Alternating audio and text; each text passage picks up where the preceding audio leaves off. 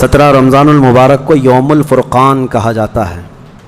یوم الفرقان اس کا ایک نام ہے، یعنی حق اور باطل کے درمیان فرق پیدا کرنے والا دن، جس دن اسلام کی ایک عظیم جنگ بدر واقع ہوئی تھی۔ مجھے احباب سے یہ گزارش ہوئی، یہ خواہش ظاہر کی گئی کہ آج اصحاب بدر کے متعلق پھر سے میں یہاں پر ذکر کروں اور ان کے ناموں کی انشاءاللہ آج تلاوت بھی کروں کہ جنگ کی تیاری سے مدینے کے اوپر حملہ آور ہونے کے لیے نکلے ہیں مکہ کے لوگ۔ اب نبی پاک صلی اللہ علیہ وسلم نے صحابہ سے فرمایا کہ ان کو مدینے پہنچنے مت دینا، اگر مدینے آ گئے تو مدینے کو توڑ پھوڑ کریں گے، شہر میں داخل ہوں گے، جنگ ہوگی تو کچھ نہ کچھ گھر ٹوٹیں گے، کسی کی آبادی اجڑے گی، کچھ نہ کچھ نقصان ہوگا، لہذا ہم خود مدینے سے باہر نکلتے ہیں۔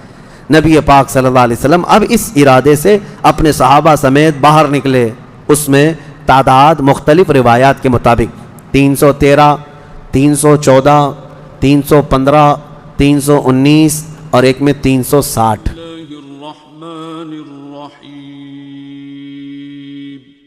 شروع اللہ کے نام سے جو بڑا مہربان نہایت رحم والا ہے۔ 17 رمضان المبارک کو یوم الفرقان کہا جاتا ہے۔ یوم الفرقان اس کا ایک نام ہے، یعنی حق اور باطل کے درمیان فرق پیدا کرنے والا دن، جس دن اسلام کی ایک عظیم جنگ بدر واقع ہوئی تھی۔ مجھے احباب سے یہ گزارش ہوئی، یہ خواہش ظاہر کی گئی کہ آج اصحاب بدر کے متعلق پھر سے میں یہاں پر ذکر کروں اور ان کے ناموں کی انشاءاللہ آج تلاوت بھی کروں۔ اس کی وجہ یہ ہے کہ ہمیں یہ ضروری ہے کہ ہمارے بچوں میں یہ عظیم تاریخوں کو منتقل کرتے رہیں۔ کربلا تو ہر سال سنتے ہیں، لیکن پھر کیوں سناتے ہیں؟ اس لیے کہ بار بار سننے سے جذبہ جوان رہتا ہے۔ ہمارے بچوں کو یہ کہانیاں نہیں ہیں، بلکہ ان کے جذبوں کو جوان رکھنے اور حوصلوں کو بلند رکھنے والی یہ دوائیاں ہیں۔ جنگ بدر جس کو 14 صدیاں گزر گئے لیکن ظالم کفار آج بھی بھول نہیں سکے۔ جنگ بدر کا ایک رخ پوری دنیا جانتی ہے، بلکہ سب چڑھ چڑھ کر کے بیان بھی کرتے ہیں اس کو، دشمنان اسلام۔ اس کا پس منظر کیا تھا، وہ کیوں ہوئی تھی، اس پر کوئی کلام نہیں کرتے ہیں، کیونکہ درد مرنے کا زیادہ ہوتا ہے، تو یہ مرے زیادہ تھے۔ اس میں 70 کافر مرے تھے اور 70 قیدی بن کر کے آئے تھے۔ پوری جنگ بدر میں ان کفار کو صرف یہی دکھتا ہے کہ 70 لوگوں کو مارا اور 70 کو پکڑ کر کے قیدی بنا لیا۔ پوری جنگ بدر میں یہی نظر آتا ہے۔ لیکن میرے عزیزو، اگر انصاف کی عینک رکھنے والا غور سے ان حالات کو پڑھے گا تو اس نتیجے کو پہنچے گا، اسلام میں یہ جتنی جنگیں ہوئی جس میں حضور پاک صلی اللہ تعالیٰ علیہ وسلم تشریف لے گئے، اکثر کا تعلق ڈیفنس سے ہے، یہ ڈیفینسیو رہی ہیں۔ اب میں آپ کو ایک چیز بتاتا ہوں، کیونکہ جنگ بدر کے احوال بتانے سے پہلے اس کا پس منظر بتانا ضروری ہے کہ کیوں ہوئی۔ اچھا، یہ بھی میں آپ کو کلیئر بتا دوں کہ یہ پہلی جنگ نہیں ہے، جیسے کہ مشہور ہے نا جنگ بدر، اس سے پہلے بھی چھوٹی چھوٹی جنگیں ہوئی ہیں، لیکن جو بڑی جنگ جس میں مقابلہ ہوا اور جس میں اللہ نے روشن فتح عطا کی، وہ بدر کی جنگ ہے، 17 رمضان المبارک 2 ہجری کو۔ انشاءاللہ میں سیرت کے درس میں عرض کروں گا، جنگ بدر سے پہلے بھی 6 جنگیں ہوئی ہیں تقریباً، جس میں کچھ صحابہ گئے تھے، کچھ میں حضور بھی گئے تھے، کچھ میں ہلکی پھلکی مڑ بھیڑ ہوئی اور کسی میں جنگ نہیں ہوئی، لیکن جو بڑی یعنی صف آرا ہو کر جنگ ہوئی تھی وہ جنگ بدر، یہی 17 رمضان المبارک والی، یہ پہلی ہے۔ جیسے کہ ایک بدر اولا بول کر کے ایک جنگ مشہور ہے اور بدر ثانیہ اس کو کہتے ہیں، یہ 17 رمضان المبارک والی، میں اس کو انشاءاللہ سیرت کے بیان میں عرض کروں گا۔ آج اس پر ہم فوکس کرتے ہیں کہ کیوں ہوئی۔ 13 سال مکہ مکرمہ میں نبی پاک صلی اللہ تعالیٰ علیہ وسلم نے گزارے اعلان نبوت کے بعد، ویسے تو 53 سال آپ وہاں رہے، 13 سال اعلان نبوت کے بعد کیا کیا تکلیفیں نہیں اٹھائیں۔ آپ نے سیرت کے درس میں بھی سنا ہوگا، اس رسول محترم صلی اللہ تعالیٰ علیہ وسلم کو مارا بھی گیا، پیٹا بھی گیا، ان کے ساتھیوں کو طرح طرح کے عذابات دیے گئے۔ تاریخ آج محفوظ ہے، لیکن ظالموں کو یہ نظر نہیں آتا آتنک کون پھیلایا ہوا تھا۔ یہی کفار تھے، یہ مشرکین تھے، یہ دہشت گرد تھے، مجھے بتاؤ رسول پاک کے غلاموں کو سولی پر لٹکا کر ان کی ناک کاٹنا، ان کے کان کاٹنا، ان کے ناخنوں کو پکڑ سے کھینچنا، کیا یہ دہشت گردی نہیں ہے؟ حضور پاک صلی اللہ تعالیٰ علیہ وسلم کے چہتے صحابی حضرت عمار بن یاسر کو انہوں نے آگ میں جلایا تھا. حضرت بلال حبشی کو تو روزانہ رسی پیر میں ڈال کر کھینچا جاتا تھا. حضرت عامر بن فہیرہ، حضرت ابو فقیہہ، حضرت خباب ابن الارت، حضرت خبیب ابن عدی، حضرت سیدہ سمیہ، ان کو تو گھوڑے کے پیروں میں باندھ کر کے شہید کر دیا گیا تھا. کیسے طرح طرح کے عذابات دیے تھے کفار مکہ نے. ایک دو نہیں ہے، ظلم کی ایک لمبی داستان ہے. اور پھر پلس اس پر نبی پاک صلی اللہ علیہ وسلم کو ان کے خاندان سمیت سوشل بائیکاٹ کر کے رکھنا. حضور نے 3 سال تک 2 پہاڑیوں کے بیچ کے درے میں گزارے ہیں، اور ایسے کہ پورے مکہ والے پہرا لگا کر بیٹھتے تھے 24 گھنٹے تک نگرانی کہ کوئی جا نہ پائے حضور تک، ان کے خاندان تک. ان دنوں میں نبی پاک صلی اللہ علیہ وسلم پتے کھاتے رہے اور چمڑوں کو ابال کر کے پانی میں وہ کھاتے رہے. 3 سال گزرے ہیں.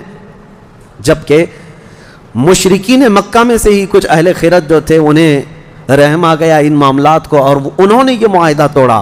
وہ آ کر کے، کوئی دوسرے نہیں، صحابہ نے نہیں، جو کافر تھے انہی میں سے 10-12 لوگ، انہوں نے دیکھا اتنی تکلیف یہ ہم میں ہی سے تو ہیں، اور وہ بھی قریش خاندان جو ہم میں سے سب سے معزز خاندان ہے، اس کا ایسا بائیکاٹ کرنا کہ ان تک ایک چاول کا دانہ نہ پہنچے. یہ کیسی مصیبتیں ڈال کر رکھی گئیں اپنے بھائیوں پر. مشرکین نے خود یہ توڑا تھا معاہدہ، اور پھر ان کو ہر طرح کے سہولیات مہیا کر دی تھی حضور کے خاندان کو. یہ تکلیفیں. 70 صحابہ مکہ چھوڑ کر کے حبشہ جا چکے تھے ہجرت کر کے. معمولی بات ہے، آپ کے محلے سے 4 لوگ جائیں کیا حالات ہوتے ہیں.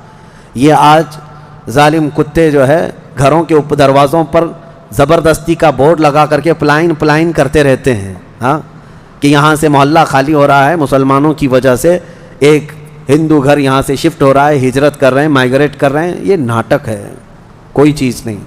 کبھی تم نے تاریخ یہ بتائی کہ 70 صحابہ جو اپنا گھر بار سب چھوڑ کر، جس میں خود رسول اللہ کی بیٹی بھی ہے، حضرت رقیہ اور حضرت عثمان غنی، دونوں حضور کے داماد بھی، حضور کی بیٹی بھی ہیں، یہ حبشہ چلے گئے تھے ہجرت کر کے. حضور صلی اللہ علیہ وسلم کے خاندان کے کتنے لوگ، حضرت جعفر طیار مولا علی کرم اللہ وجہہ الکریم کے سگے بھائی ہیں. حضور پاک صلی اللہ علیہ وسلم کے خاندان کے کتنے لوگ نکل کے جا چکے تھے حبشہ میں، ایتھوپیا. عرب لوگ افریقہ میں جا کر کے رہ رہے ہیں. اور پھر اس کے 3 سال کے بعد حضور خود ہجرت کر کے چلے گئے مدینہ. تو حضور ہجرت کر کے گئے تو کیا اکیلے گئے؟ 1 سال نہیں گزرا تھا کہ مکہ میں جتنے مسلمان تھے سب کے سب ہجرت کر کے مدینے چلے گئے. مکہ والوں کو سکون سے رہنا چاہیے نا، بات ہو گئی نا. میں آپ کو بتا دوں، کفار و مشرکین کبھی کسی بات سے راضی نہیں ہوتے، اور نہ کبھی یہ سکون، ذہنی سکون ان کو نہیں حاصل ہو سکتا. تم اگر کوئی محلہ چھوڑ کر کے بھی چلے گئے تو تمہارے سے دشمنی ان کی کم نہیں ہوتی. جو دشمن ہے وہ دور بیٹھ کر کے ہی جلتا رہتا ہے کہ وہاں سکھ سے کیوں رہ رہے ہیں یہ لوگ، یہاں سکون سے کیوں رہ رہے ہیں لوگ. مدینے جب رسول پاک اور ان کے صحابہ گئے تو مکہ والوں کو تو جو معاملہ تھا ختم ہو گیا. جن سے تمہاری روزانہ لڑائی ہوتی تھی وہ جا چکے، نہ ان کے صحابہ ہیں نہ وہ رسول پاک وہاں پر ہیں. نہیں، اس کے باوجود ان کفار مکہ نے کیا کرنا شروع کیا؟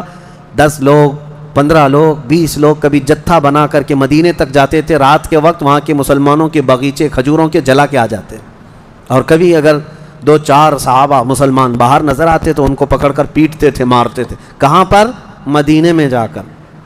جب اس قدر ظلم بڑھ گیا تب میں آپ کو بتاؤں 13 سال کے بعد اللہ نے جہاد کا حکم نازل فرمایا. اے محبوب کھڑے ہو جائیں اور جو آپ سے لڑ رہے ہیں ان سے مقابلہ فرمائیں. 13 سال تک تو کبھی لڑنے کا حکم نہیں آیا. مدینہ طیبہ میں جانے کے بعد جب مسلمانوں کی اپنی ریاست بن گئی، وہاں اپنی ایک حکومت اسٹیبلش ہو رہی ہے، تب یہ جا کر کے اگر اس کے اندر دسیسہ کاری کریں، پیوند کاری کی بجائے وہاں جا کر کے شب خون ماریں رات کے وقت، تو پھر اللہ تعالیٰ کا حکم نہیں آئے گا. میں اس سے قبل ایک مثال سے پوچھا تھا آپ کو. یہ کہتے ہیں نا، آج بھی ہم نے 22ویں پارے میں ایک آیت پڑھی ہے، ملعونین اینما ثقفوا اخذوا وقتلوا تقتیلا. اس کو وہ 26 آیتوں میں گناتے ہیں جس کو یہ لوگ کہتے ہیں آتنک کا بڑھاوا دیتی. اللہ نے فرمایا لعنت کیے ہوئے لوگ ہیں یہ سب، جہاں پائے جائیں پکڑے جائیں اور ٹکڑے ٹکڑے کر کے مارے جائیں. یہ آیت ہے. اور یہ کہتے ہیں کہ یہ دیکھو آتنک کو بڑھاوا دیتی، یہی دیکھ کر کے مسلمان کاٹتے ہیں سب کو۔ میرے عزیزو، آیت جو نازل ہوئی کب ہوئی؟ یہی میں نے آپ کو یہی مثال اس سے قبل بتائی تھی۔ ہمارا دیش، ہمارا ملک امن و امان کے ساتھ رہ رہا ہے، 4 لوگ بھی اگر دشمن ملک کے ہمارے ملک میں داخل ہو جائیں تو ہائی اتھارٹی کیا حکم دے گی؟ سپریم کورٹ ہو یا وزارت داخلہ، ہوم منسٹری ہو یا کوئی بھی ڈپارٹمنٹ کے لوگ کیا حکم دیں گے؟ یہ 4 دشمن جہاں پائے جائیں ان کو پکڑو اور مار دو۔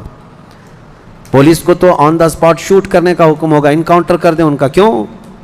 ہمارے ملک کا نقصان کر سکتے ہیں۔ یہی بات تھی مدینے میں جا کر کے جب مکہ کے کفار نقصان کر رہے تھے، صحابہ کو مار رہے تھے، حکم آیا کہ اب ان کے ساتھ نرمی نہیں، اب ان کے ساتھ لڑو اور اپنی جان کی حفاظت کرو۔ آج ہر ملک اتنا ڈیفنس کا اختیار رکھتا ضرور ہے۔ جاؤ گھس کر کے دکھاؤ کسی ملک میں، بغیر ویزے کے جائیں گے تو پکڑ کر کے مار ڈالیں گے، بارڈر کراس کرو تو شوٹ کر دیں گے، جبکہ چوری کرنے کی نیت نہ ہو تب بھی۔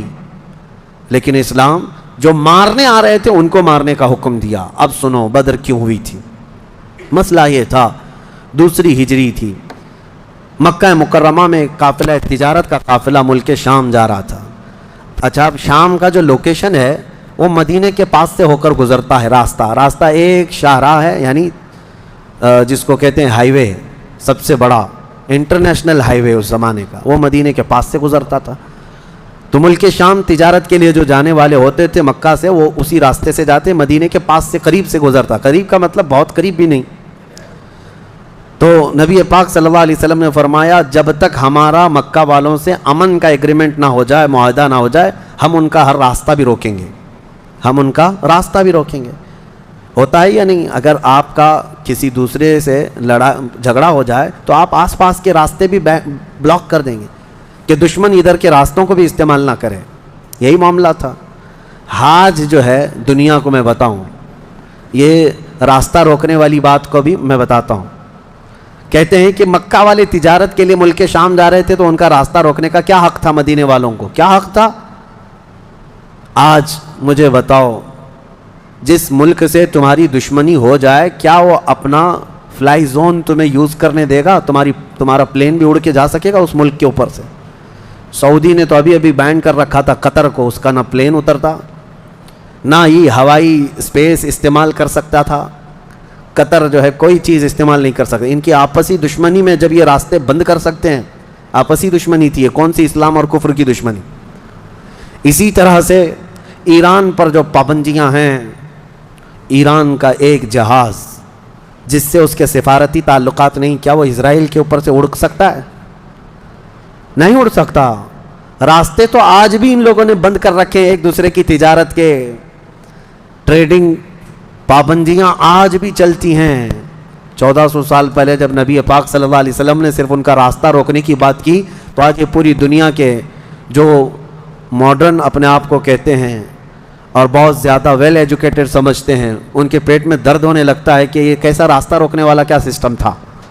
راستہ روکنے والا وہی سسٹم تھا جو آج تمہارا باپ روکتا ہے، امریکہ۔ جس طرح سے لوگوں کے اوپر تجارت کی پابندیاں لگاتا ہے، جس طرح سے ہائی ڈیوٹی کسٹم لگا کر کے لوگوں کی اکنامک کو گراتا ہے، یہ تو وہی سسٹم ہے نا۔ لیکن نبی پاک صلی اللہ علیہ وسلم نے ایسا نہیں کیا تھا۔ صحابہ کرام کو مدینے سے کہا کہ دیکھو اگر ان کا قافلہ تجارت کا شام جا رہا ہے تو ہم جائیں گے، راستہ روکیں گے۔ حضور اپنے صحابہ کو لے کر نکل پڑے۔ یہ 17 رمضان جنگ بدر کی بات نہیں کر رہا ہوں، اس سے پہلے کی بات کر رہا ہوں، 6 مہینے پہلے حضور گئے، چند مہینے پہلے یا چند دن پہلے، ایگزیکٹ نہیں کہہ رہا ہوں۔ تو ابو سفیان قافلہ تجارت کا جو لے کر جا رہا تھا وہ سپہ سالار یا امیر قافلہ تھا، اس کو خبر ہو گئی کہ نبی پاک صلی اللہ تعالیٰ علیہ وسلم اپنے صحابہ کے ساتھ میرا راستہ روکنے آئے ہیں، تو راستہ کاٹ لیا اور ملک شام دوسرے راستے سے پہنچ گیا۔ حضور پاک صلی اللہ علیہ وسلم کو نہیں ملا، حضور واپس مدینے آ گئے۔ کئی دن گزرے، ملک شام میں اس نے تجارت کی، خوب نفع کمایا اور واپس مکہ تو جانا تھا۔ تو مکہ جب جانے لگا تو پھر میرے آقا کو خبر آئی، نبی پاک صلی اللہ علیہ وسلم نے پھر صحابہ سے کہا کہ چلو پھر سے اس کا راستہ روکتے ہیں۔ پھر گئے، لیکن اس بار ابو سفیان پھر خبر پا کر کے دوسرے راستے سے چلا گیا مکہ۔ لیکن مکہ پہلے ہی ابو سفیان نے قاصد بھیج دیا تھا، کہا تھا کہ محمد اور ان کے ساتھی تمہاری تجارت کو لوٹ لیں گے، ختم کر ڈالیں گے، قافلہ تمہارے ہاتھ نہیں آئے گا، تم ہماری مدد کے لیے آؤ۔ یہ قاصد مکہ جیسے ہی پہنچا وہاں کھلبلی مچ گئی، سب جمع ہو گئے جتنے خاندان تھے کہ ہمارا بھی مال ہے، ہمارا بھی مال ہے۔ اور ابو جہل تو بھڑکا رہا تھا، خوب بھڑکا رہا تھا، سب کو جمع کر لیا۔ لیکن اتفاق ایسا کہ وہ مکہ والوں کے نکلنے سے پہلے ابو سفیان اپنی تجارت کا قافلہ صحیح سلامت مکہ لے کر پہنچ گئے، بات ختم ہو گئی، تجارت کا قافلہ آ گیا۔ جو سمجھ بوجھ والے تھے انہوں نے خیر منائی، کہا کہ چلو ہمارا مال پہنچ گیا، اب ضرورت نہیں جانے کی۔ لیکن ابو جہل کسی بات پر خاموش نہیں تھا، کہا کہ نہیں، ہم محمد اور ان کے ساتھیوں کو مزہ چکھائیں گے کہ انہوں نے روکنے کی کوشش کیوں کی۔ اگر آج ہم ان کا مقابلہ نہیں کریں گے تو آگے ہماری تجارت کے لیے بڑے مسئلے پیدا ہو جائیں گے۔ اور اس کے بعد سب کو بھڑکاتا رہا، کتنے بہت سارے چھوڑ کر چلے گئے، لیکن پھر بھی ابو جہل کے بہکاوے میں جتنے آئے وہ 1000 کی تعداد میں تھے۔ اور وہ لوگ پورے ہتھیار سے لیس ہو کر ساز و سامان سب لے کر کے نکل پڑے مدینے آنے کے لیے، کہ مدینے جا کر کے ان کا سب اینٹ سے اینٹ بجا کر کے آئیں گے۔ اب نبی پاک صلی اللہ علیہ وسلم راستے میں نہیں تھے، 2 بار گئے اور واپس آئے، قافلہ روکنے کے لیے واپس آئے۔ لیکن جیسی حضور کو یہ خبر ہو گئی کہ وہ لوگ مدینے پر حملہ کرنے کے لیے نکل رہے ہیں، اصل وجہ سن لیجئے بدر کی اصل وجہ، جب وہ لوگ 1000 کی تعداد میں مکہ سے نکل چکے تھے اور میرے آقا کو یہ خبر مل گئی، مخبر نے آ کر بتایا کہ جنگ کی تیاری سے مدینے کے اوپر حملہ آور ہونے کے لیے نکلے ہیں مکہ کے لوگ۔ اب نبی پاک صلی اللہ علیہ وسلم نے صحابہ سے فرمایا کہ ان کو مدینے پہنچنے مت دینا، اگر مدینے آ گئے تو مدینے کو توڑ پھوڑ کریں گے، شہر میں داخل ہوں گے، جنگ ہوگی تو کچھ نہ کچھ گھر ٹوٹیں گے، کسی کی آبادی اجڑے گی، کچھ نہ کچھ نقصان ہوگا، لہذا ہم خود مدینے سے باہر نکلتے ہیں۔ نبی پاک صلی اللہ علیہ وسلم اب اس ارادے سے اپنے صحابہ سمیت باہر نکلے۔ اس میں تعداد مختلف روایات کے مطابق 313، 314، 315، 319 اور ایک میں 360 اصحاب بدر کی تعداد پہ الگ الگ روایات ہیں۔ 313 صحابہ کی روایت بہت سارے محدثین نے روایت کی ہے، اور 360 کی بھی روایت ہے، 360 لوگ بھی تھے۔ بہرحال وہ اس طور پر کہ بچے دوسرے لوگ سب ملا کر کے کسی نے شمار کیا اور کسی نے صرف خالص جنگ کرنے والوں کو شمار کیا۔ اس میں سارے بڑے بڑے اجلہ صحابہ ہیں، سیدنا ابو بکر صدیق، سیدنا عمر فاروق، سیدنا حیدر کرار، علی مرتضیٰ رضی اللہ تعالیٰ عنہ، دیگر اصحاب۔ ہاں، حضرت عثمان غنی رضی اللہ تعالیٰ عنہ اس میں شامل نہیں تھے۔ اس کی وجہ یہ تھی کہ حضور صلی اللہ علیہ وسلم کی بیٹی حضرت رقیہ بیمار تھیں، مدینے میں تھی۔ نبی پاک صلی اللہ تعالیٰ علیہ وسلم نے حضرت عثمان سے کہا کہ تم اپنی اہلیہ میری بیٹی کی تیمارداری میں رہو، تمہیں بدر میں شریک ہونے کا برابر ثواب دیا جائے گا۔ حضرت عثمان غنی مدینے میں تھے، اسی وجہ سے آج بھی اصحاب بدر کے ناموں کی جب تلاوت ہوتی ہے نا تو حضرت عثمان کا نام بھی اس میں آتا ہے۔ وہ اگرچہ جنگ میں گئے نہیں تھے لیکن اسماء بدر میں ان کا نام شامل ہے، آپ پڑھ کر کے دیکھنا یا سننا تو حضرت عثمان غنی کا بھی نام ہے، کیونکہ مال غنیمت جب تقسیم ہو رہا تھا تو حضور نے حضرت عثمان کو بھی اس میں سے حصہ دیا تھا۔ خیر، جب نبی پاک صلی اللہ تعالیٰ علیہ وسلم یہ صحابہ کو لے کر نکلے، اب مدینے سے 160 کلومیٹر مکہ کی طرف کا یہ راستہ ہے بدر۔ بدر ایک علاقے کا نام ہے، وہاں ایک کنواں تھا جس کا نام بدر تھا، جس کی وجہ سے اس علاقے کا نام بدر پڑا۔ اب حالات دیکھیں کیسے آزمائش کے بڑھتے گئے۔ میں مختصراً انداز میں آپ کے سامنے رکھوں گا۔ یہ جنگ کا پس منظر تھا، حضور لڑنے کے لیے گئے نہیں تھے بلکہ ڈیفینس کے لیے، کہ مکہ والے نکل چکے تھے۔ اب مکہ والے آ کر جس جگہ پڑاؤ کیے وہ بھی بدر تھا، وہاں کنواں تھا، پانی تھا، اس کے لیے وہاں پر ان لوگوں نے بھی قیام کیا۔ میرے آقا صلی اللہ علیہ وسلم نے بھی اپنا لشکر انداز کر دیا، صحابہ وہاں پر اتر پڑے، سب کے خیمے لگ گئے اور کنویں کے پانی پر بھی قبضہ ہوا۔ اس کے بعد دیکھا صحابہ کے دل گھبرائے ہوئے تھے، کیونکہ حضور صلی اللہ علیہ وسلم اور صحابہ کو جو زمین ملی تھی وہ ریتیلی زمین تھی، بالو کی زمین، پاؤں دھس جایا کرتے تھے، اور کفار مکہ جہاں پر اترے تھے وہ تو سخت سپاٹ فلیٹ زمین تھی، مٹی کی زمین تھی، اور اس میں گھوڑے اچھی طرح دوڑتے تھے۔ یہ ریتیلی زمین پر گھوڑوں کے پیر بھی گھس جاتے اور انسانوں کے بھی۔ اچھا، یہ بات بھی میں بتا دوں، کل تعداد صحابہ اکرام رضوان اللہ تعالیٰ علیہ مجمعین کے ساتھ 313 صحابہ میں صرف 4 گھوڑے تھے، 4 گھوڑے۔ یہ 4 گھوڑوں پر بیٹھ کر کے گئے ہیں، کون سوار ہوا ہوگا، کون پیدل چلا ہوگا؟ اور اونٹوں کی کچھ تعداد، اس کے علاوہ تلوار سب کے پاس نہیں، اور جس کے پاس ہے ان کی سبزیاں بھی کٹتی نہیں۔ ان حالات میں تو وہ گئے تھے۔ نبی پاک صلی اللہ تعالیٰ علیہ وسلم کے ساتھ جب گئے، اب وہاں پر صحابہ اکرام کے دلوں کے اندر تھوڑی گھبراہٹ آنے لگی کہ ہم زمین اس طرح کی ہے، اور تعداد جب ان کی دیکھتے ہتھیار سے لیس، تو یہ عرض کرتے کہ کیا ہوگا. پہلی جنگ ہو رہی تھی نا، آمنا سامنا پہلی مرتبہ ہو رہا تھا. اب نبی پاک صلی اللہ تعالیٰ علیہ وسلم سب صحابہ کو لے کر رات کو بیٹھتے ہیں. اب اس میں جو نبی پاک صلی اللہ تعالیٰ علیہ وسلم کے سامنے صحابہ اکرام سے مشورہ ہو رہا تھا، اب وہ ایمان کی بات ہے.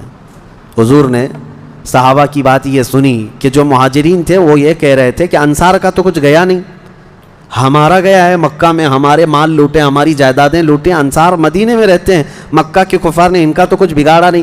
ہو سکتا ہے کہ انصار جو ہے جنگ میں انٹرسٹ نہ لیں، ان کا کیا گیا ہے، یہ مہاجرین کی جنگ ہے. انصار جو ہے ہو سکتا ہے انٹرسٹ نہ لیں، وہ نہ آئیں. یہ ان کے دلوں میں بات تھی. حضور پاک صلی اللہ علیہ وسلم نے محسوس کر لیا، کیونکہ 69 انصار صحابہ اس کے اندر تھے. 69 بڑی تعداد ہوتی، 70 صحابہ تقریباً انصار تھے.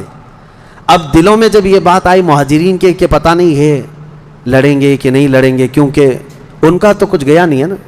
جیسے آج لوگ کہتے ہیں میرا تھوڑی نا اس سے کوئی مسئلہ ہے. تو پھر نبی پاک صلی اللہ علیہ وسلم نے رات کے وقت انصار صحابہ کو پہلے بلایا. سب بیٹھے ہوئے تھے، مشورہ کرنا تھا. سید الانصار حضرت سعد ابن معاذ رضی اللہ تعالیٰ عنہ انصار کے سردار تھے. بلایا اور پوچھا کہ تمہارا کیا مشورہ ہے، آپ کا کیا مشورہ ہے جنگ کے سلسلے میں. سنو، حضور پاک صلی اللہ تعالیٰ علیہ وسلم کی بارگاہ میں حضرت سعد بن معاذ سب سے پہلا جواب کیا دیتے ہیں؟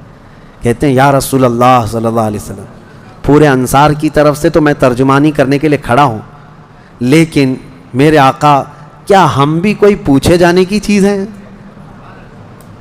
آپ کے سلسلے میں ہم بھی کوئی پوچھے جانے کی چیز ہیں؟ اور حضرت سعد ابن معاذ کہتے ہیں قسم رب ذوالجلال کی، مدینے سے برق الغماد یمن تک بھی آپ جائیں، انصار کا ہر بچہ آپ کے قدموں کے ساتھ ہوگا.